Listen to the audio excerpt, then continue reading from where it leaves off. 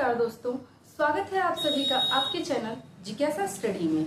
आज हम भारतीय संविधान के एक बहुत ही महत्वपूर्ण टॉपिक भारतीय विधायिका के बारे में जानेंगे। तो भारतीय विधायिका का अर्थ क्या होता है? भारतीय विधायिका से समझते क्या है?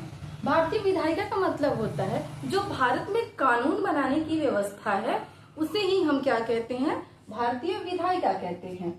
भारतीय विधायिका में जो होता है किस तरह से शासन करने की व्यवस्था है, कैसे स्तर हैं, तो चलिए आइए देखते हैं आगे। भारतीय विधायिका दो तरह से काम करती है, एक केंद्र स्तर पर, एक राज्य स्तर पर। केंद्र स्तर पर आर्टिकल 79 से 122 के बीच में है, राज्य स्तर पर आर्टिकल 168 से 212 के बीच में है। केंद्र स्तर पर जो काम करती है उसे संसद कहते हैं, जो आर्टिकल 79 में है। अब संसद में क्या आता है? राष्ट्रपति, लोकसभा और राज्यसभा। अक्सर क्या होता है, बच्चे कंफ्यूज होते हैं, उन्हें लगता है संसद में लोकसभा और राज्यसभा होता है, लेकिन ऐसा नहीं है। संसद में राष्ट्रपति भी बहुत ही इंपॉर्टेंट है, जैसे राष्ट्रपति, लोकसभा और राज्यसभा। ये तो हो गई केंद्र स्तर की बात। अब आते हैं राज्य स्तर की बात। राज्य स्तर में क्या होता है? विधानमंडल होता है। विधानमंडल आर्टिकल 168 में है। तो जो विधानमंडल में होता है, राज्यपाल होता है, विधानसभा होती है और विधान परिषद होती है। जैसे संसद में राष्ट्रपति का होना जरूरी है, वैसे ही विधानमंडल में राज्यपाल का भी होना जरूरी है। अब आते हैं लोकसभा, जो केंद्र में लोकसभा होती है, इसी तरह सेम विधानमंडल में विधानसभा कार्य करती है। संसद में जैसे राज्य व्यवस्था काम करती है, वैसे ही विधानमंडल में विधान परिषद का काम होता है।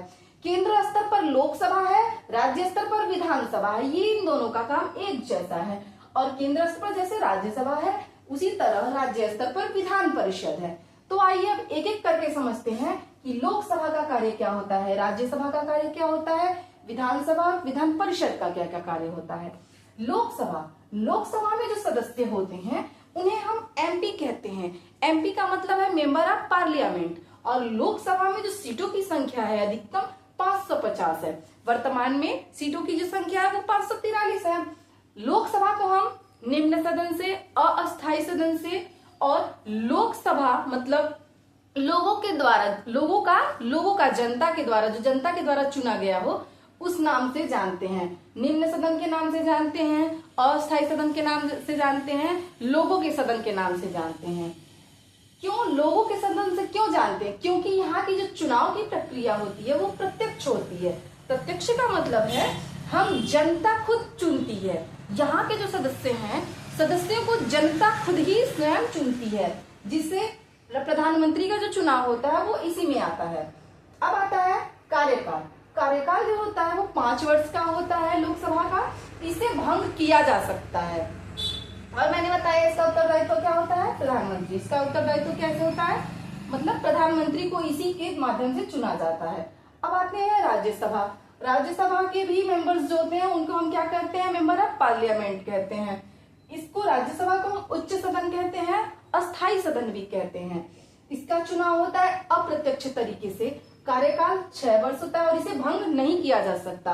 इसका जो चुनाव अप्रत्यक्ष तरीके से होता है, इसका मतलब क्या है? अप्रत्यक्ष तरीका का मतलब है ये है, प्रत्यक्ष में तो आपने देखा जनता खुद चुन रही है, तो अप्रत्यक्ष में होता है जब विधानसभा में जिन सदस्यों को हम चुनते हैं, जो एमएलए को हम चुनते हैं, वो एमएलए क्या करते हैं? राज्यसभा के सदस्यों को चुनते हैं। अब आते हैं विधानसभा। विधानसभा को हम निम्न सदन कहते हैं, इसे भी अस्थायी सदन कहते हैं। और इसका कार्यकाल भी क्या होता है? 5 वर्ष का होता है। इसका चुनाव भी प्रत्यक्ष तरीके से, प्रत्यक्ष का मतलब जनता ने खुद चुना। इसे भी भंग किया जा सकता है। और विधानसभा भारत के सभी राज्यों में है और इसके सदस्यों को हम क्या बोलते हैं? एमएलए बोलते हैं। अब आते हैं विधान परिषद में। विधान परिषद के सदस्यों को हम एमएलसी बोलते हैं। इसे उच्च सदन भी बोलते हैं और इसके कार्यकाल कितना होता है? 6 वर्ष का होता है। इसे भी भंग नहीं किया जा सकता। जैसे राज्यसभा को भंग नहीं किया जा सकता, वैसे विधान परिषद को भंग नहीं किया जा सकता है। और विधानसभा प्रेजेंट में कितने मतलब राज्यों में है? कितने राज्यों में है? 6 राज्यों में है। उत्तर प्रदेश में, महाराष्ट्र में, बिहार में, कर्नाटक में, आंध्र प्रदेश में और तेलंगाना में। इसको मैं याद करने का एक अलग से एक वीडियो बनाऊंगी जिसमें ट्रिक भी बताऊंगी, तो आपको ये मतलब टॉपिक कैसा लगा कमेंट में जरूर बताएं, और जिज्ञासा स्टडी को सब्सक्राइब करें, शेयर करें एंड लाइक करें। धन्यवाद।